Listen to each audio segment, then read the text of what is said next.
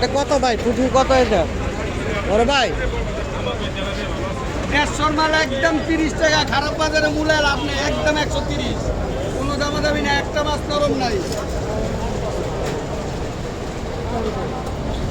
আর এটা এটাও 130। কাতল আছে 180 মাল একবারে 150। নরম হয়ে গেছে না।